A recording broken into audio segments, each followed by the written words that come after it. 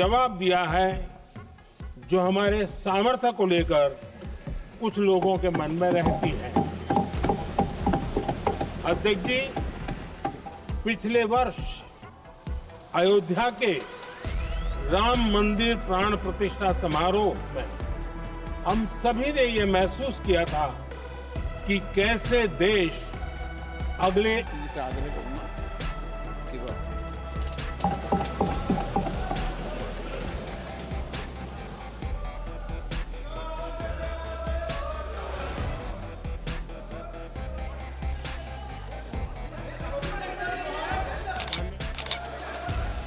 Please मैं बताता हूँ, प्लीज बताता हूँ मैं, प्लीज। माननीय अध्यक्ष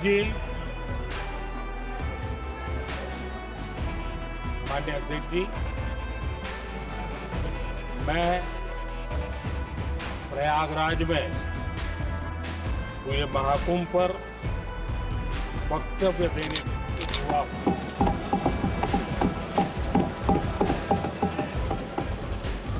आज मैं इस सदन के माध्यम से कोटि कोटि देशवासियों को नमन करता हूं, जिनकी वजह से महाकुंभ का सफल आयोजन।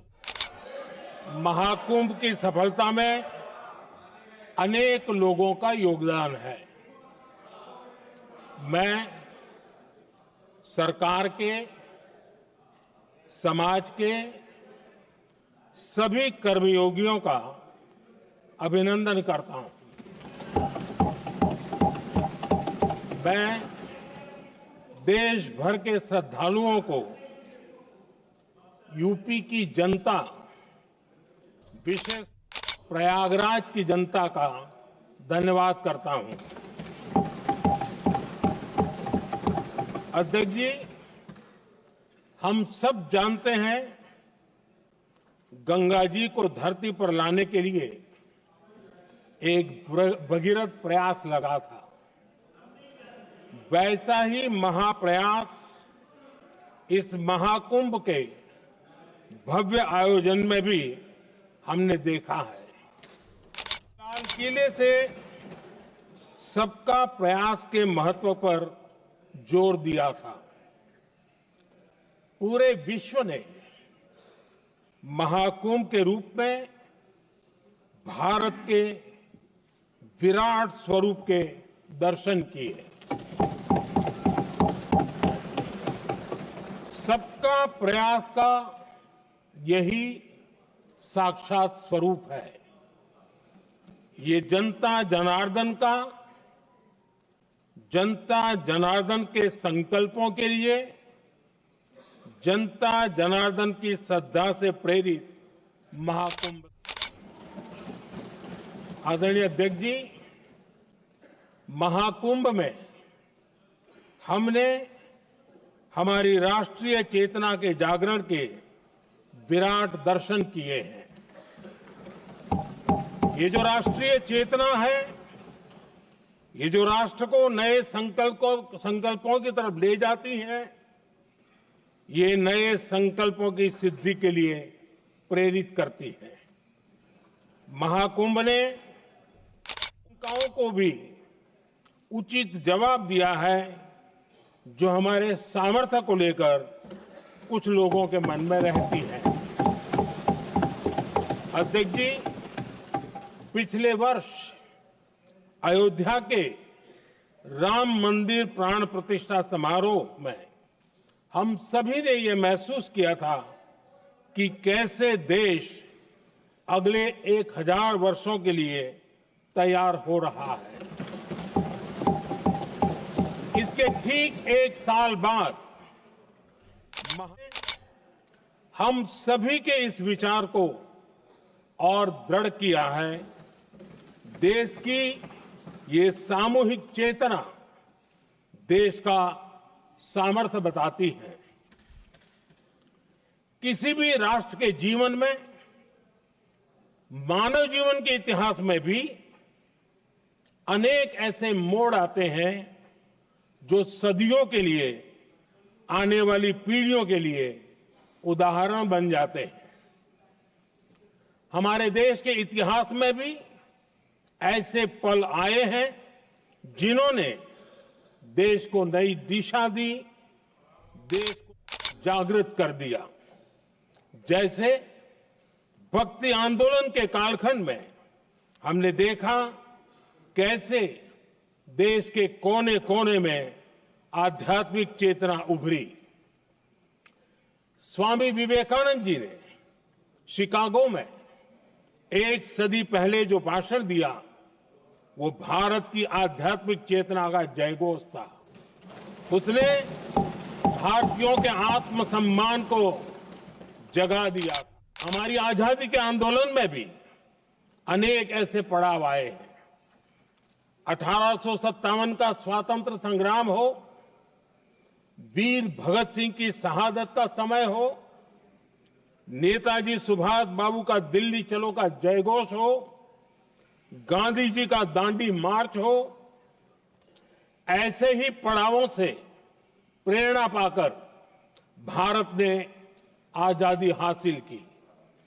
मैं प्रयागराज महाकुंभ को भी ऐसे मैं देखता हूं जिसमें जागरूक होते हुए देश का प्रतिबिंब नजर आता है। अध्यक्ष जी, हमने करीब 1.5 महीने तक भारत में महाकुंभ का उत्साह देखा, उमंग को अनुभव किया। कैसे सुविधा असुविधा की चिंता से ऊपर उठते हुए कोटि कोटि श्रद्धालु श्रद्धा भाव से जुटे, ये हमारी बहुत बड़ी ताकत है। लेकिन ये उमंग, ये उत्साह यहीं तक सीमित नहीं था। बीते हफ्ते मैं मॉरिशस में था। मैं त्रिवेणी से, प्रयागराज से महाकुंभ के समय का पावन जल लेकर गया था। जब उस पवित्र जल को मॉरिशस के गंगा तालाब में अर्पित किया गया तो वहां जो श्रद्धा का, आस्था का उत्सव माहौल था वो देखते ही बनता था। ये दिखाता है कि आज हमारी परंपरा, हमारी संस्कृति, हमारे संस्कारों को आत्मसात करने की, उन्हें सेलिब्रेट करने की भावना कितनी प्रबल हो रही है। अध्यक्ष जी, मैं ये भी देख रहा हूं कि पीढ़ी दर पीढ़ी हमारे संस्कारों के आगे बढ़ने का जो क्रम है वो भी कितनी सहजता से आगे बढ़ रहा है। आप देखिए, जो हमारे मॉडल, ये कितने श्रद्धा भाव से महाकुंभ से जुड़े रहे, दूसरे उत्सवों से जुड़े रहे हैं। आज भारत का युवा अपनी परंपरा, अपनी आस्था, अपनी श्रद्धा को गर्व के साथ अपना रहा है। अध्यक्ष जी, जब एक समाज की भावनाओं में अपनी विरासत पर गर्व का भाव बढ़ता है तो हम ऐसी ही भव्य प्रेरक तस्वीरें देखते हैं जो हमने महाकुंभ के दौरान देखी। इससे आपसी भाईचारा बढ़ता है और ये आत्मविश्वास बढ़ता है कि एक देश के रूप में हम बड़े लक्ष्यों को प्राप्त कर सकते हैं। अपनी परंपराओं से, अपनी आस्था से, अपनी विरासत से जुड़ने की ये भावना आज के भारत की बहुत बड़ी पूंजी है। अध्यक्ष जी, महाकुंभ से अनेक अमृत निकले हैं। एकता का अमृत इसका बहुत पवित्र प्रसाद है। महाकुंभ ऐसा आयोजन रहा जिसमें देश के हर क्षेत्र से, हर एक कोने से आए लोग एक हो गए। लोग अहम त्याग कर वयम के भाव से, मैं नहीं हम की भावना से प्रयागराज में जुटे। अलग अलग राज्यों से लोग आकर पवित्र त्रिवेणी का हिस्सा बने। जब अलग अलग क्षेत्रों से आए करोड़ों करोड़ों लोग राष्ट्रीयता के भाव को मजबूती देते हैं तो देश की एकता बढ़ती है। जब अलग अलग भाषा बोलियां बोलने वाले लोग संगम तट पर हर हर गंगे का उद्घोष करते हैं तो एक भारत श्रेष्ठ भारत की झलक दिखती है, एकता की भावना बढ़ती है। महाकुंभ में हमने देखा है कि वहां छोटे बड़े का कोई भेद नहीं था। ये भारत का बहुत बड़ा सामर्थ्य है। ये दिखाता है कि एकता का अद्भुत तत्व हमारे भीतर रचा बसा हुआ है। हमारी एकता का सामर्थ्य इतना है कि वो भेदने के सारे प्रयासों को भी भेद देता है। एकता की यही भावना भारतीयों का बहुत बड़ा सौभाग्य है। आज पूरे विश्व में जो बिखराव की स्थितियां हैं, उस दौर में एकजुटता का ये विराट प्रदर्शन हमारी बहुत बड़ी ताकत है। अनेकता में एकता भारत की विशेषता है, ये हम हमेशा कहते आए हैं, ये हमने हमेशा महसूस किया है और इसी के विराट रूप का अनुभव हमने प्रयागराज महाकुंभ में किया है। हमारा दायित्व है कि अनेकता में एकता की इसी विशेषता को हम निरंतर समृद्ध करते रहें। अध्यक्ष जी, महाकुंभ से हमें अनेक प्रेरणाएं भी मिली हैं। हमारे देश में इतनी सारी छोटी बड़ी नदियां हैं। कई नदियां ऐसी हैं जिन पर संकट भी आ रहा है।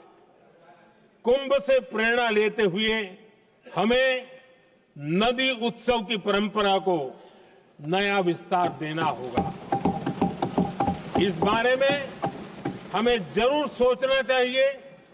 इससे वर्तमान पीढ़ी को पानी का महत्व समझ आएगा, नदियों की साफ सफाई को बल मिलेगा, नदियों की रक्षा होगी। अध्यक्ष जी, मुझे विश्वास है कि महाकुंभ से निकला अमृत हमारे संकल्पों की सिद्धि का बहुत ही मजबूत माध्यम बनेगा। मैं एक बार फिर महाकुंभ के आयोजन से जुड़े प्रत्येक व्यक्ति की सराहना करता हूं। देश के सभी श्रद्धालुओं को नमन करता हूं। सदन की तरफ से अपनी शुभकामनाएं देता हूं।